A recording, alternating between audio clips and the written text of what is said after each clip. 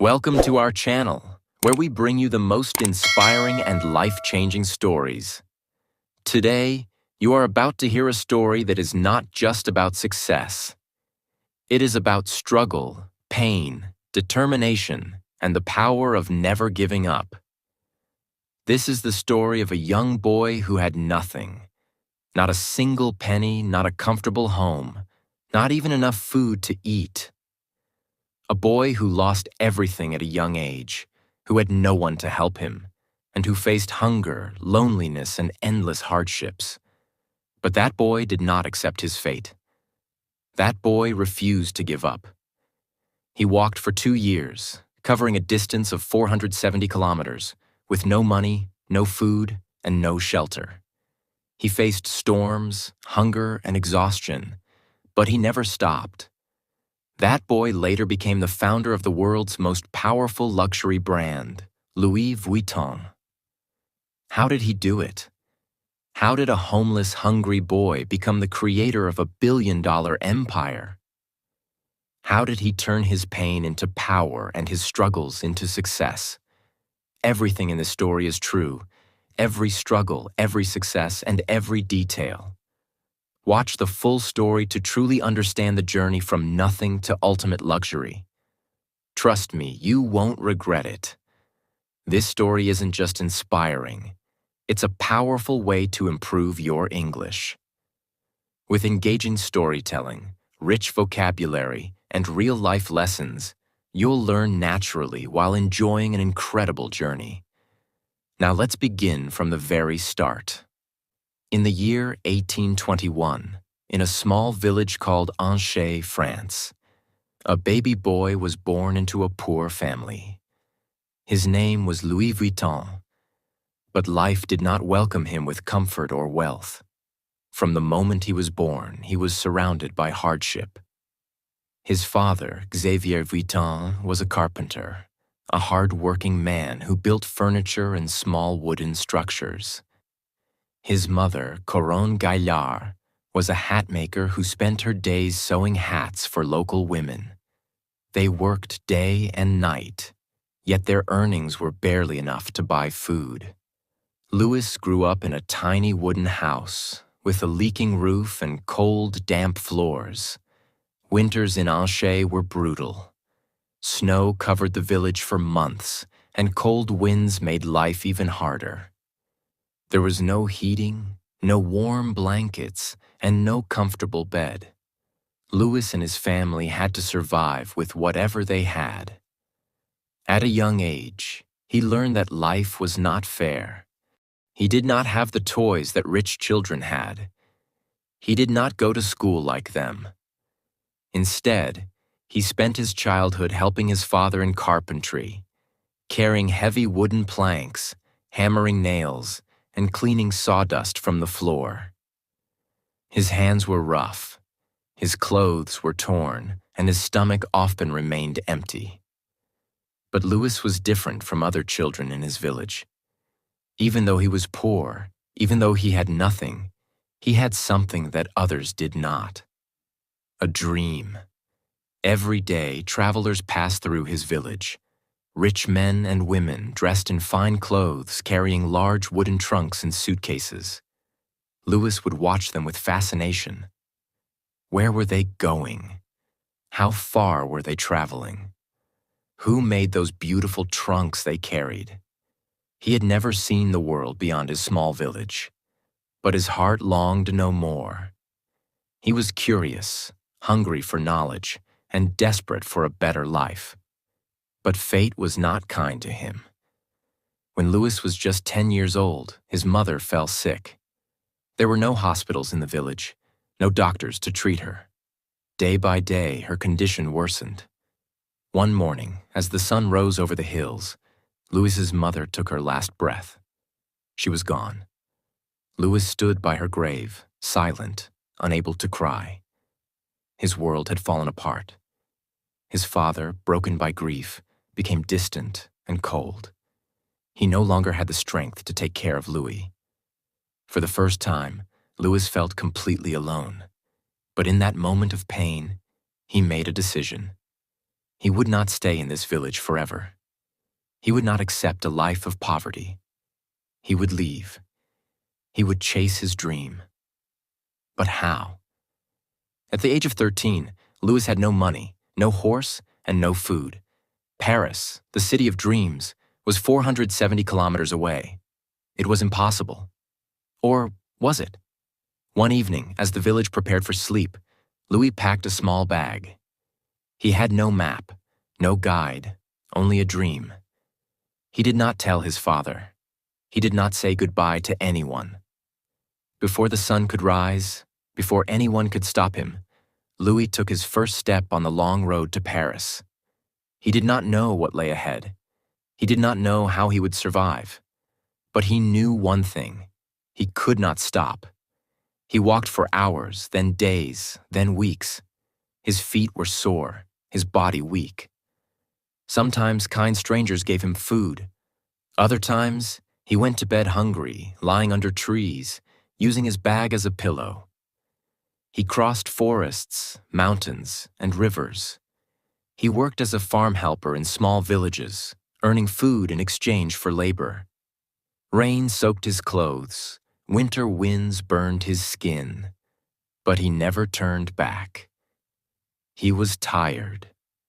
He was starving, but he was determined. After 2 years of walking, struggling, and surviving with nothing but determination, Louis Vuitton finally arrived in Paris. But Paris was not the magical place he had imagined. The city was massive, filled with thousands of people, carriages rushing through the streets, and markets overflowing with food and luxury goods.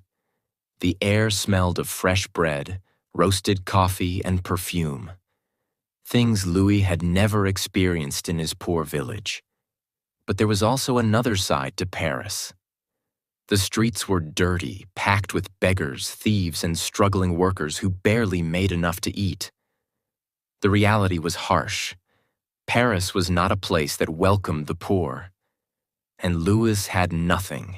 No home, no family, no money. He stood at the edge of the city, exhausted, his clothes torn, his feet bleeding from the long journey. His stomach growled, but he had no food. For the first time in 2 years, fear crept into his heart. Where would he sleep? How would he survive? The first night in Paris was the hardest. Louis found an empty wooden cart abandoned near a bakery. He crawled inside, pulled his small bag close to his chest, and tried to sleep. The streets were noisy. People laughed, shouted, and horses clattered against the stone roads. Rats scurried around, searching for food, but Louis was too tired to care. He closed his eyes, ignoring the cold wind biting his skin. The next morning, hunger forced him to wake up early. He watched as well-dressed men and women entered bakeries, buying golden loaves of bread and buttery croissants. The smell made his stomach twist in pain. He had no choice. He needed work. Louis walked from shop to shop asking for a job, but every time the answer was the same.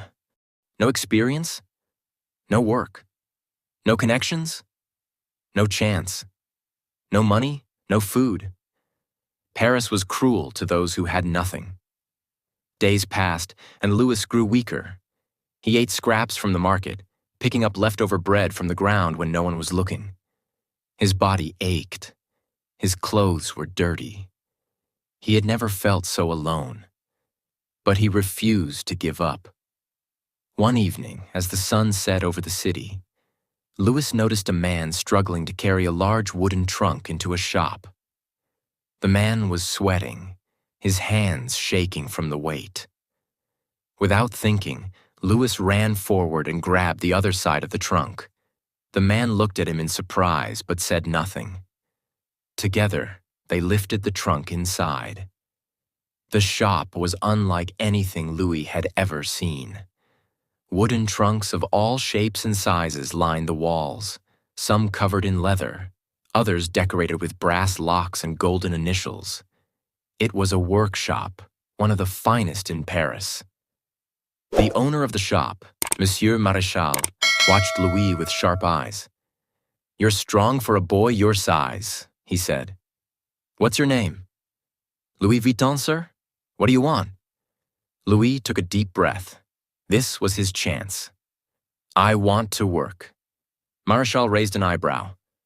"Can you make trunks?" Louis hesitated.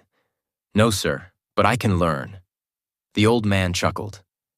"Everyone says that, but not everyone is willing to do the hard work." Louis's stomach clenched. He had come too far to be rejected again. "Give me a chance," he said, his voice firm. "I will work harder than anyone else." There was silence. Then Maréchal nodded. "Fine.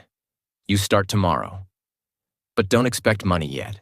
You work, you learn, and if you're good, then we'll talk about payment." Louis bowed. "Thank you, sir." He had done it. He had found a place to work. But this was only the beginning. The next morning, Louis arrived before sunrise. The workshop was freezing. The scent of fresh wood and glue filled the air.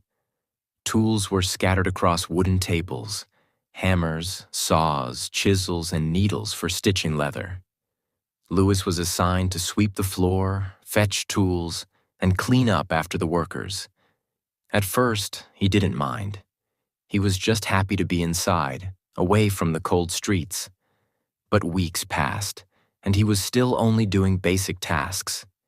He wanted to build. He wanted to create. One evening, after everyone had left, Louis stayed behind. He picked up a small wooden panel and began practicing. He hammered, carved, and stitched, imitating the work he had seen during the day. The next morning, Maréchal noticed the piece. He lifted it, examining the clean edges and precise stitches. "Did you make this?" he asked. Louis nodded, nervous. Maréchal didn't smile, but he didn't scold him either. "From now on, you stay after work. I'll teach you." That night, Louis worked harder than ever. He learned how to shape wood, how to select the best leather, how to stitch with perfection. He watched the master craftsmen memorizing their every move. Months turned into years. He was no longer just an apprentice. He was becoming a craftsman, and people started to notice. By the time Louis was 20 years old, his hands were no longer those of a poor village boy. They were the hands of a skilled artisan. He was faster than the other workers, more precise in his craftsmanship, and more creative with his designs. Nobles and wealthy customers began requesting him by name. "I want my trunk made by Vuitton." "That boy makes the finest trunks in Paris." His reputation grew. He was no longer just a poor worker. He was someone valuable. One day, a woman entered the shop. She was elegant, wearing a luxurious silk gown and a pearl necklace. But it was her name that changed everything. She was Empress Eugénie, the wife of Napoleon III, the ruler of France. She was not just another wealthy customer. She was royalty. Her silk gown shimmered under the golden chandeliers of the workshop. Her diamond earrings sparkled as she glanced around, unimpressed by the ordinary trunks lining the walls. But when her gaze fell upon Louis, her sharp eyes narrowed. "Are you the young craftsman they call Vuitton?" she asked, her voice smooth but commanding. Louis swallowed hard. He had worked for years, perfecting his skills, but nothing had prepared him for this moment. "Yes, Your Majesty," he replied, bowing slightly. She studied him for a moment, then turned to Monsieur Maréchal, the workshop's owner. "I need a trunk, but not just any trunk," she said. "I travel often, and my trunks are too heavy, too impractical. I want something elegant yet functional, something no one has ever seen before." Louis's mind raced. This was his chance. If he impressed the Empress, his name would spread through the entire country. But if he failed, he would lose everything. Louis had seen the problems with traditional trunks. Back then, travel trunks were bulky, round-topped, and difficult to stack. They were covered in thick leather, making them heavy and impractical. Most importantly, they were not designed for modern travel. But Louis had an idea, something that had never been done before. He stepped forward, his hands slightly trembling. "Your Majesty, what if I create a trunk that is light, elegant, and stackable?" he said. "A flat-topped trunk, covered in waterproof canvas instead of leather. It will be durable, easy to carry, and perfect for your travels." Silence filled the room. Marechal looked at Louis as if he had lost his mind. No one had ever dared to change the traditional design of a trunk. But Empress Eugénie tilted her head, intrigued. "A flat-topped trunk? Canvas instead of leather?" she repeated. "That is interesting. Can you do it?" Louis's heart pounded. "Yes, Your Majesty. I will create a trunk unlike any other." A small smile played on her lips. "Then do it, Vuitton. Impress me." For weeks, Louis worked day and night. He knew this was his moment to prove himself, not just to the Empress, but to the entire world. First, he designed the frame. Instead of using the usual thick, heavy wood, he chose poplar wood, which was lightweight yet strong. Next, he replaced the traditional rounded top with a flat surface. This simple change allowed trunks to be stacked neatly, making them perfect for long journeys. But the biggest innovation was the material. Instead of using leather, Louis experimented with a waterproof try-on canvas, a light gray, durable fabric that resisted moisture and stains. It was unlike anything seen before. Days turned into weeks. Louis barely slept. His hands were covered in cuts and glue. He skipped meals, too focused on making the perfect trunk. When the final piece was ready, it was breathtaking. The canvas shimmered under the light, smooth and elegant.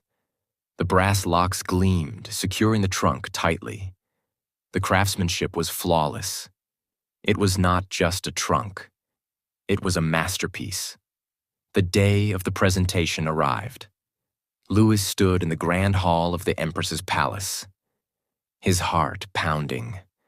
Nobles and high-ranking officials whispered as they glanced at him, unimpressed by the young craftsman in simple clothes. The Empress entered, her gown flowing behind her like water. Her eyes fell on the trunk. For a long moment, she said nothing. Then she reached out, running her fingers over the smooth canvas. She inspected the locks, the stitching, the finish. Everyone held their breath. Finally, she looked at Louis. "Vuitton," she said, "this is extraordinary." Murmurs spread through the room. Marechal, who had once doubted Louis, stared in shock. "From now on," the Empress continued, "you will be my personal trunk maker." It was done. Louis had won the trust of the most powerful woman in France. And in that moment, everything changed. The Empress's endorsement was more than just an honor. It was an opportunity. Suddenly, the elite of Paris wanted Vuitton trunks.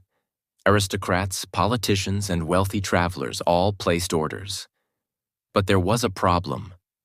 Louis was still just a worker in Marechal's shop. No matter how talented he was, he would always be under someone else's control. He needed to break free. So, after years of loyalty, Louis made the boldest decision of his life. He left the workshop and started his own business. With the little money he had saved, about $1,000 in today's value, he rented a small space in Paris. The shop was modest, with only a few tools and a single workbench, but it was his. He hung a wooden sign outside. Louis Vuitton, Malatier, trunk maker. It was official. He was no longer just a poor village boy. He was a business owner. Starting a business was not easy. The first few months were brutal. Louis had no employees, no big factory, no safety net. Every trunk he made was handcrafted by him alone. He worked from sunrise to midnight, barely stopping to eat. And then, disaster struck. A massive war broke out in France. The Franco-Prussian War. The streets of Paris turned into battlefields. Wealthy customers fled the city, factories shut down, businesses collapsed. Suddenly, no one was buying luxury goods. Louis's shop, which had been growing, now stood empty. The orders stopped. The money stopped. He was on the edge of bankruptcy. For months, he fought to keep his business alive. He sold some of his tools, cut down on materials, and worked harder than ever. But no matter how much he tried, he was running out of time. If things didn't change soon, he would lose everything he had built. Then, just when all hope seemed lost, something unexpected happened. The war ended. And when peace returned, a new era began. People wanted to travel again. They wanted style, elegance, and innovation. And they wanted Louis Vuitton trunks. Orders flooded in. His shop, which had been nearly abandoned, suddenly became the most talked-about business in Paris. But Louis didn't just rebuild, he expanded. In 1871, he opened a brand new workshop in Agnières, just outside Paris. It was 4 times bigger than his old shop. He hired workers, trained apprentices, and designed new collections. His dream was no longer just a shop. It was an empire in the making. But the world was changing fast. Luxury was no longer just for royalty. It was for the rising elite. While Louis was building his empire in the 80s, his personal life was also changing. He married Clémence Émilie Pariot, a strong and supportive woman who believed in his dreams. She was not just his wife. She was his partner. They had a son, Georges Vuitton, who later expanded the business. But success came at a cost. Louis, obsessed with perfection, spent endless nights in his workshop, barely seeing his family. He missed birthdays, gatherings, and quiet evenings, all while chasing his dream. From the very beginning, Louis understood something most businessmen didn't. If you want to create a lasting brand, you must sell to the rich. But why? The wealthy had power. They influenced fashion, trends, and the desires of society. If aristocrats and high-status travelers used Vuitton trunks, everyone else would dream of owning one too. And there was another reason. Rich customers did not argue about price. They only cared about exclusivity. Louis never tried to sell to the masses. He focused on a few elite clients who were willing to pay top dollar for something unique and handcrafted. This strategy worked like magic. Soon, not only nobles, but also bankers, businessmen, and world travelers started ordering Vuitton trunks. Owning a Louis Vuitton trunk was no longer just about travel. It was a status symbol. Louis Vuitton had built an empire, but his journey ended in 1892 when he passed away, leaving his son, Georges Vuitton, in charge. Before passing away, Louis called Georges to his side and gave him one final lesson. Never sell cheap, never sell to the masses. Our name must always stand for the best. If the world changes, we must change with it, but never lose what makes us special. Georges was young, ambitious, and determined to take his father's vision to new heights. He expanded Louis Vuitton beyond travel trunks, introducing handbags, cutlery bags, and luxury minibars that changed the world of high fashion. As his business grew, copycats appeared. Cheap imitations of his designs started flooding the market. Customers were being tricked into buying fake Vuitton trunks. Louis knew he had to protect his brand. He introduced the LV monogram in 1896 to stop counterfeits, making Louis Vuitton a name that only the wealthy could afford. Under Georges, the brand didn't just survive, it dominated the luxury market. But nothing lasts forever. Georges was aging. The empire was growing too big for one man. The world was changing fast. Automobiles, airplanes, and a new era of fashion were emerging. For decades, Georges had worked endlessly to expand the Louis Vuitton brand. He introduced leather handbags and accessories that became a status symbol. He opened stores internationally, making Louis Vuitton a global name. He protected the brand's exclusivity, ensuring that LV remained a luxury reserved for the elite. But in the 1930s, Georges faced his greatest challenge yet. His health began to fail. Years of stress, constant innovation, and global expansion had taken a toll on his body. By 1936, Georges Vuitton passed away, marking the end of an era. The question now was, who would continue the empire? This was when Gaston Louis Vuitton, Georges' son, stepped forward. Gaston Louis Vuitton had grown up surrounded by luxury, design, and craftsmanship. From a young age, he had watched his father expand the brand, and now it was his turn. But the world was different now. The Great Depression, 1929 to 1939, had destroyed businesses worldwide. The rise of automobiles and airplanes meant that traditional travel trunks were losing their importance. The fashion industry was changing. People wanted more than just luxury luggage. Would Louis Vuitton survive this new era? Gaston knew that if the company didn't adapt, it would die. So he made bold moves. 1. Expanding beyond travel bags. Under Gaston, Louis Vuitton introduced small leather goods, purses, and accessories. 2. Creating luxury handbags. He focused on high-end handbags that weren't just for travel but could be used in everyday fashion. 3.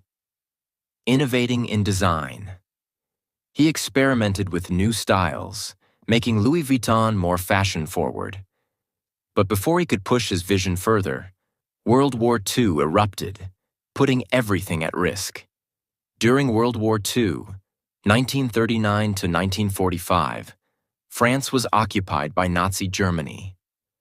The country was in chaos, businesses were shutting down, and luxury brands were struggling to survive. Gaston Louis Vuitton had to make a choice: either close the business or find a way to keep it running. To survive, Louis Vuitton worked with the German-occupied French government. This was a controversial decision, and for years, this part of Louis Vuitton's history remained hidden. It wasn't until decades later that reports revealed the brand's ties to the Nazi government. But despite the war, Louis Vuitton survived. And when the war ended, Gaston Louis focused on rebuilding the brand's image. But this wasn't easy. After World War II, Europe was in economic ruins. The luxury market was weak, and people weren't thinking about expensive handbags or designer luggage. But Gaston knew one thing: the rich always find a way to stay rich. Even in difficult times, the wealthy elite still wanted luxury. So, Louis Vuitton focused on exclusive, high-quality products that only the wealthiest people in the world could afford.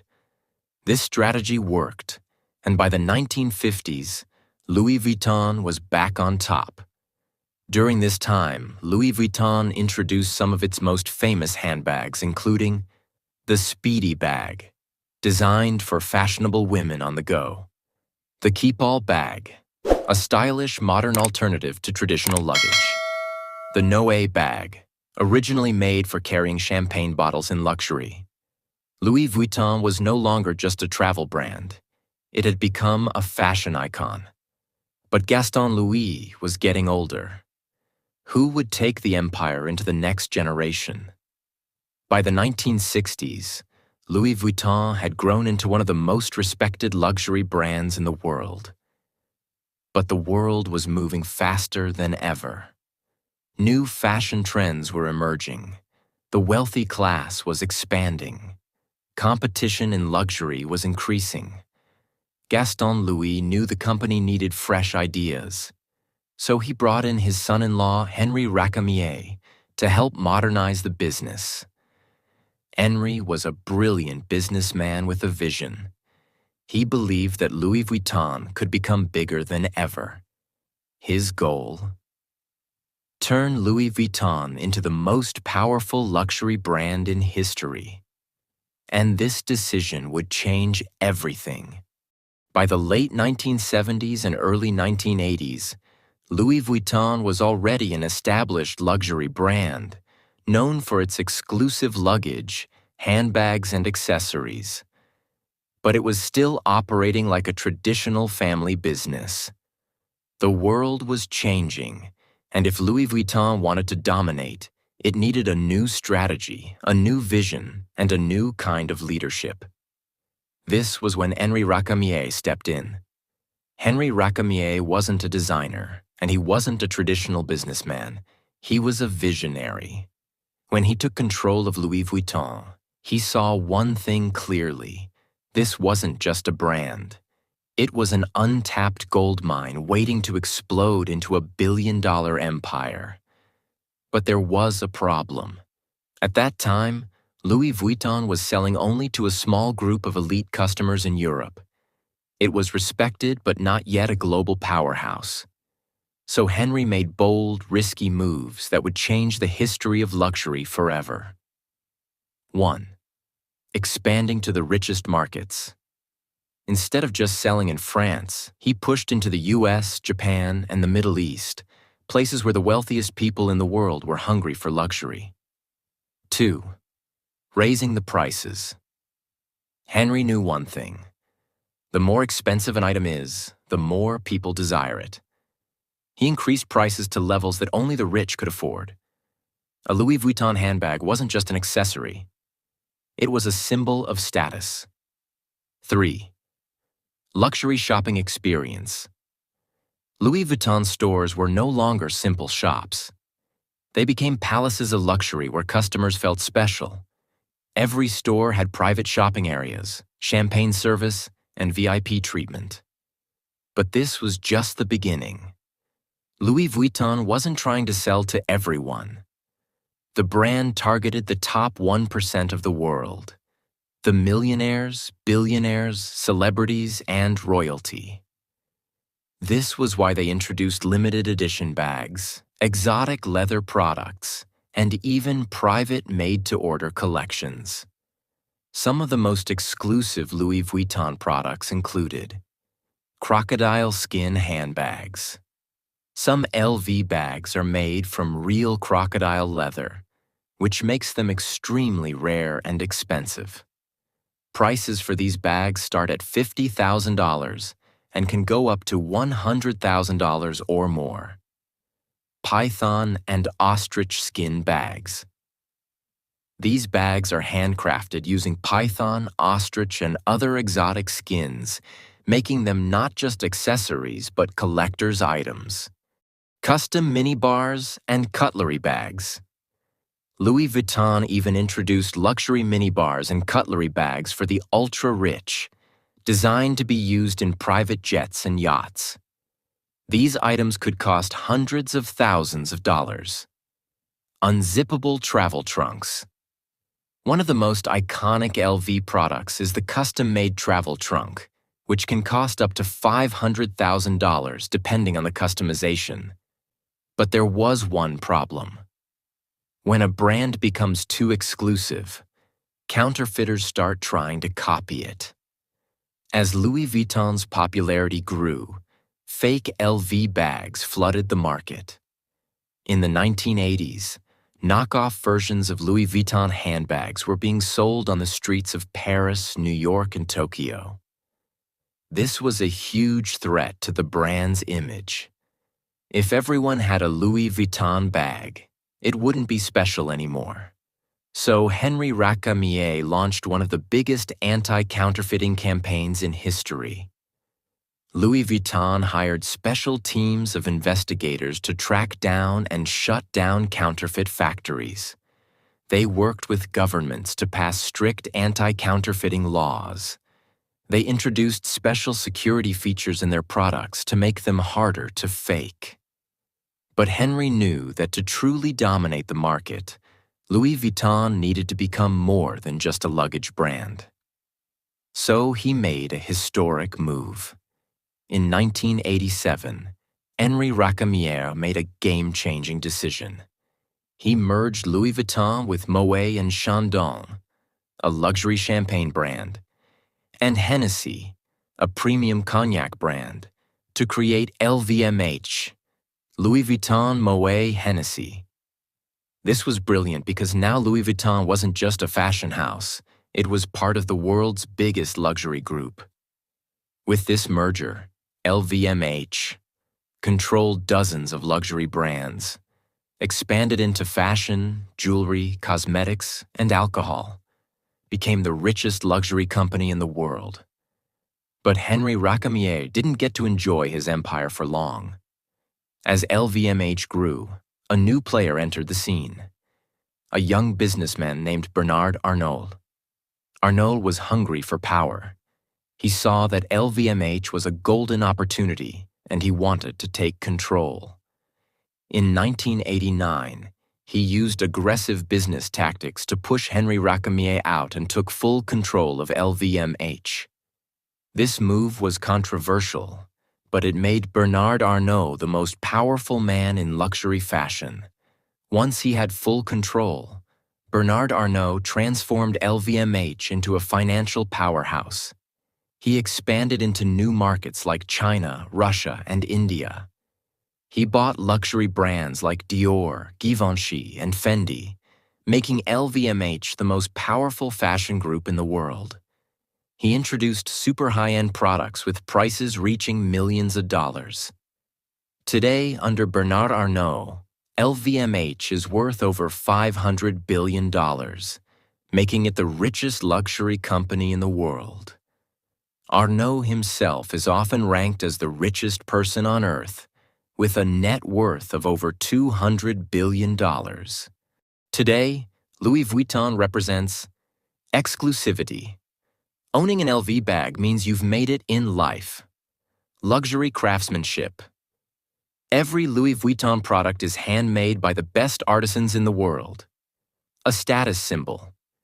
Whether it's a handbag, luggage, or a custom minibar, Louis Vuitton is the ultimate sign of wealth.